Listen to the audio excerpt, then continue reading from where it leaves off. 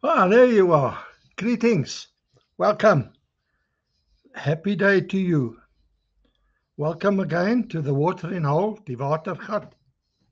I'm Peter Warren, and as is our custom, we're going to spend some good quality time together around the Word of God this morning.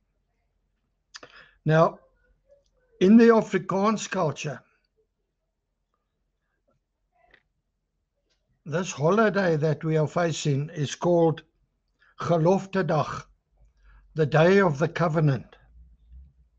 But we need to remember that the relevant Blood River event was between the Afrikaner nation and the Zulu nation and did not involve any of the other groups in the country, as far as I know. So therefore, tomorrow is celebrated as the Day of Reconciliation, Versoening, to include all the nations, all the peoples in this country. So the question is, what does reconciliation mean for you and me as believers and also as citizens of this nation? So before we get into our topic, let's just commit this time to the Lord in prayer. Father, it's so the right thing to do. We are here for you. We are about your business. We are your family, Lord. As believers, you have reconciled us to yourself through Christ Jesus. And we thank you for that. We ask you to please help us to give us a revelation of what this day means, what reconciliation, the ministry of reconciliation, what it involves, what it entails for us as believers and as citizens of this nation. Holy Spirit, will you please come? Teach us today. Change us from the inside out. In Jesus' holy name. Amen and amen. Reconciliation Day. Reconciliation is defined as establishing harmony between conflicting parties. It has at its heart the idea of restoration, the establishing of peace between parties who were at odds with each other. As believers, reconciliation is first and foremost between us and God. Since sin resulted in all of nature being cursed, only God, who was outside that curse, could initiate the reconciliation of all things to himself. Romans 5, verse 1, in the NET. Therefore, since we have been declared righteous by faith, we have peace with God through our Lord Jesus Christ, through whom we have also obtained access by faith into this grace in which we stand. And we rejoice in the hope of God's glory. We have peace. We access by faith into this grace, and we rejoice in the hope to come. More specifically, since we are enemies of God in our very hearts, and we are prone we are wide open to hostility because of sin. In His grace, God had to initiate our reconciliation to Himself through Christ and His cross. And He wants us to proclaim that same life-changing message of reconciliation wherever we go. God instructs us to follow His lead and to move out to end prejudice, hostility, oppression, not only in the church, but we are to also take the lead in ending conflicts in our relationships and in our society. He has called us to be peacemakers, confrontational, but in a biblical, loving, Christian way. Romans 12:18 in the NET. If possible, as far as it depends on you, live peaceably with all people. If possible, as far as it depends on you. It's not always possible. Jesus is the very Prince of Peace. But by Him, unrest and quarrels entered families because people had to make choices to be either for Him or against Him. Matthew 10, verse 34. Maybe you have experienced this. I have, in my very own family. But such discord should not be caused by a wrong act on your side. Romans 14:19 in the NET. So then, let us pursue what makes for peace and for building up one another. We are called to work at this. It must be a priority motivation in our hearts. Be careful and considerate, pardon me, to not do things that make your brother stumble. To speak of reconciliation is to assume a relationship has been broken. Husband, wife, father, son, once close friends. Something happened to drive a wedge between them. Now, we have had huge events in this nation that have done that. Things like apartheid, things like the Boer War concentration camps, colonialization, the perceived theft of our riches in our nation. What about the hundreds of racist legislation? What about BEE? The list is endless. It just goes on. Reconciliation is only possible when someone makes the first move. John 3:16 in the ESV. For God so loved the world that He gave His only Son. God made that first move, the ultimate peacemaker. Matthew 5, verse 9 in the ESV. Blessed are the peacemakers, for they shall be called sons of God.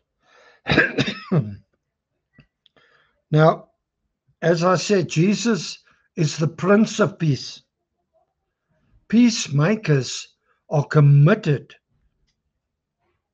to forging peace. They imitate Jesus. A hand extended, a phone call made, a word spoken in forgiveness, a meal shared, an invitation, a first step. That's on us as believers. If possible, insofar as it is up to you, pursue the things that make for peace. Now, reconciliation requires that we look at a person differently, that we look at a person in a new way. Colossians 3:13 in the CEV. Put up with each other. Forgive anyone who does you wrong, just as Christ forgave you. Now, putting up with each other means that you do not pass comments about other people when you think they make or do something in a strange way. Be restrained. Be cautious towards others. Be courteous towards others. Do not gossip. Men, I'm talking to you too. Men are notorious gossipers. Now, the standard, the bar of forgiveness is Christ. Look at him and all that he has forgiven you of. Think of Matthew 18, his parable on forgiveness. And my friend, you will very soon discover that you have no room to talk. You need to be ready to forgive anyone of anything at any time. Philemon, chapter 1, Philemon, chapter 1, verse 10, in the ESV. I appeal to you for my child, Onesimus, whose father I became in my imprisonment. This is Paul speaking. Formerly, he was useless to you, but now he is indeed useful to you and to me. You see, a new way of looking at Onesimus. Onesimus, the meaning of that name is useful or profitable. His parents named him that in the hope that his life would be like that. But it didn't turn out that way. He became a thief. He stole from Philemon. And he was a runaway slave of Philemon. He ended up in prison with Paul, got saved. Born again, a new creation. The unprofitable one became a profitable one. No matter how bad you were, when you come to Christ, you become profitable. And we need to see one another, believers, as profitable. Never mind their history, never mind anything like that. Each brother and sister should be seen that way. The love of God assumes that each brother and sister has a profitable input to make. Now, conversion to Christ changes a person from one who only thinks of himself and who seeks only his own advantage. And it changes him into a person who is profitable to other people, of benefit to other people,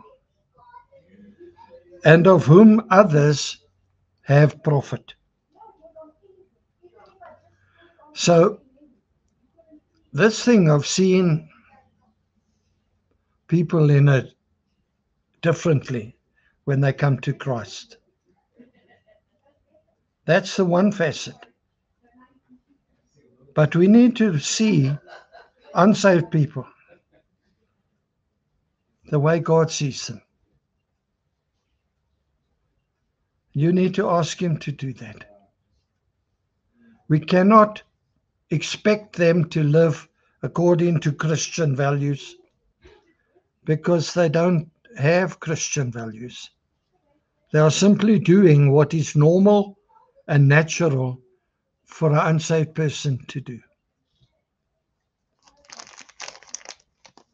And we need to be able to work around that. My prayer today is, may God help you to see that without Christ, you are lost and separated from God. And that reconciliation with God, peace with God, comes through faith in Jesus Christ and brings peace between you and God, between you and yourself,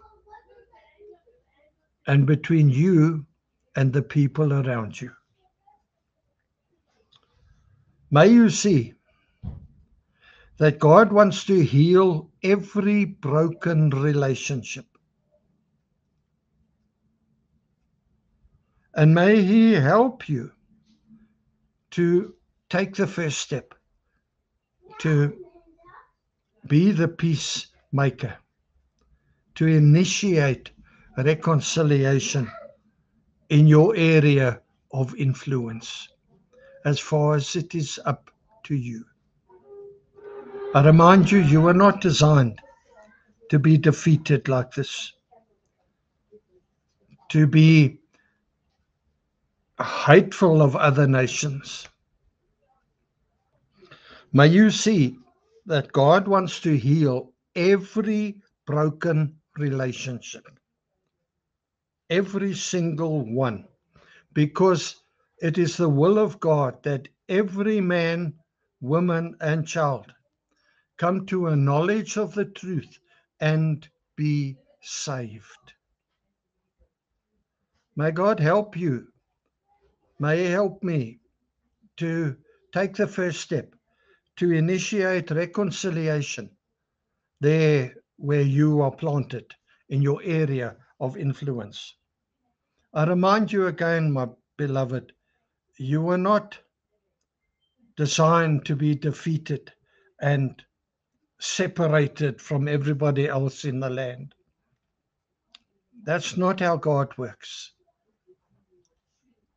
So, on this reconciliation day, think about it. Who can you take the first step with? Who can you phone? What message can you send? What invitation can you make?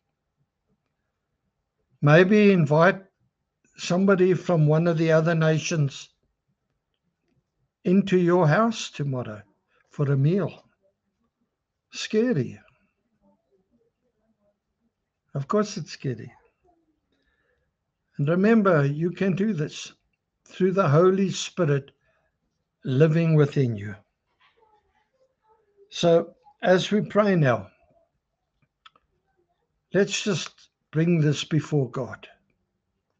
You may have relationships in your family, in your church, that you tend to gloss over. Well, don't do that. Now is the time. This is the season for peacemaking. Let's just pray. Father, indeed, you sent Jesus, the ultimate peacemaker, to reconcile us to yourself and to one another and even to ourselves, that we can love one another the way we love ourselves. Lord, as we go into this reconciliation day, whether it's the Gelofte Dag or not, it affects everybody. Would you help us to play our part? Would you give us Holy Ghost boldness to be the peacemaker, to take that first step? In Jesus' name, I thank you for what you are doing and what you are still going to do. Amen and amen. That's a lot and all I got. With love from me to you. Thank you for spending this golden time with me. If you benefited, subscribe if you haven't already. Maybe put a comment on the channel. Maybe pass this message on. Use this message as an olive branch to someone that you need to make peace with. Come on. Blessed are the peacemakers, for they shall be called sons of God. Until we meet again at this windy waterhole today, be richly blessed. Shalom, shalom. I love you with the love of the Lord, my friend. Amen.